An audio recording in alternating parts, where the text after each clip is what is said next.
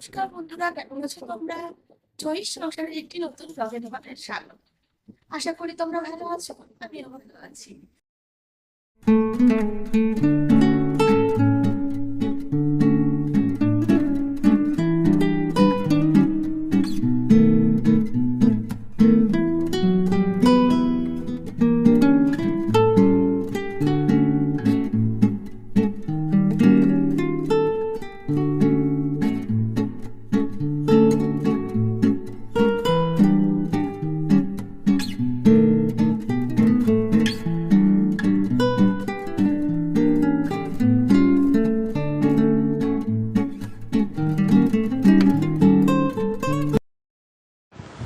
মাম্মামের টিফিনটা এখন মাইক্রোওভেনে গরম করতে দিয়েছিলাম, তাই এখন গরম হয়ে গেছে।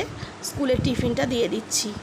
রাত্রে চাউমিন করেছিলাম, ও বলেই ছিল একটু রেখে দিতে, তাই সেই চাউমিনটাই ওকে দিচ্ছি। অনেকটা রাত্রেই করেছিলাম, সুতরাং এটা খুব একটা বেশি টাইম ফ্রিজে ছিল না, দিলেও অসুবিধা হবে না।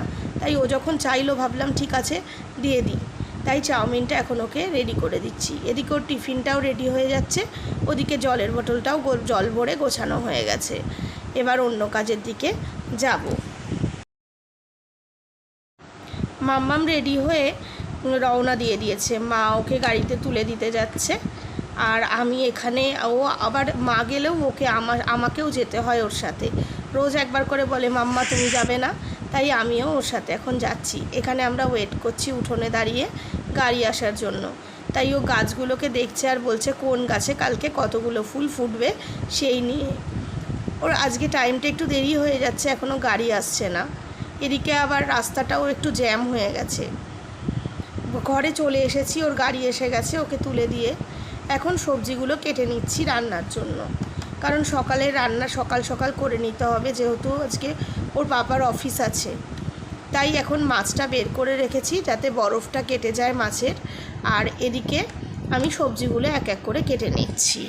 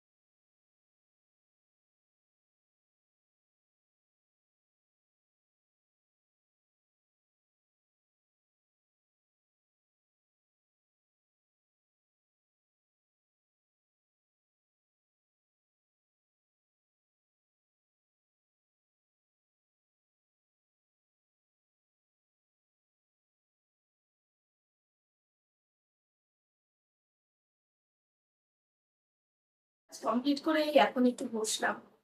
এখন এডিটিংটা করবো বসে বসে। আর তার একটু বাদেই মেয়ে আসার সময় হয়ে যাবে।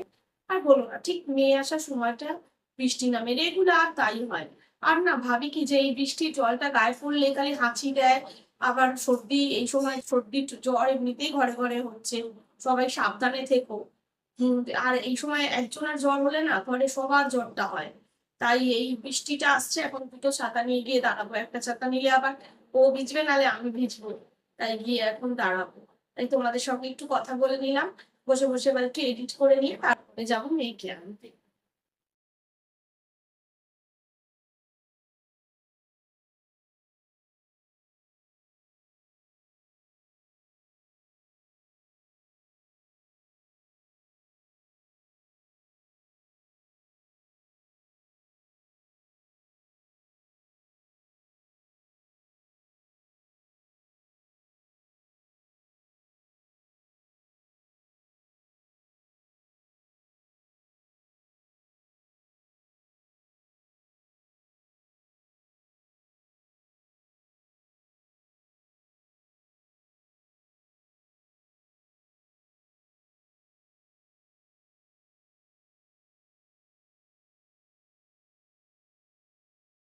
দুপুরের পরে আবার অনেকক্ষণ বাদে তোমাদের সঙ্গে কথা বলছি। দুপুরবেলা মেয়ে আসার পরে এত তাড়াহুড়ো লেগে যায়, এত বেলা হয়ে যায় যে তখন আর লাঞ্চ করার সময় আমি আর ভিডিওটা অন করি না।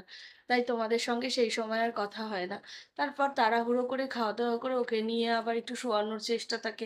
সন্ধেবেলা থেকে যেহেতু পড়া থাকে, তাই আবার আর তখন তোমাদের সঙ্গে কথা বলা হয়নি। তাই এখন একটু তোমাদের সঙ্গে কথা বলে নিলাম। কারণ হচ্ছে এখন ওকে পড়াতে বসছি। এবার এই পড়ানো হবে, তারপরে রাত্রে ডিনার বানানো হবে। রোজ একই রুটিন। তাও এই রুটিনের মধ্যে দিয়েই তো নিজেদেরকে আনন্দ খুঁজতে হবে বলো। কারণ এটা তো প্রত্যেক দিনকার রুটিন। ঘুরতে গেলেও একদিন দুদিন, কিন্তু আবার প্রত্যেক দিনের রুটিনে ফেরা কিন্তু একটা থাকবেই। তাই এর মধ্যে দিয়ে নিজেদেরকে কিভাবে ভালো রাখবো সেই চেষ্টা করতে হবে। এখন না পড়া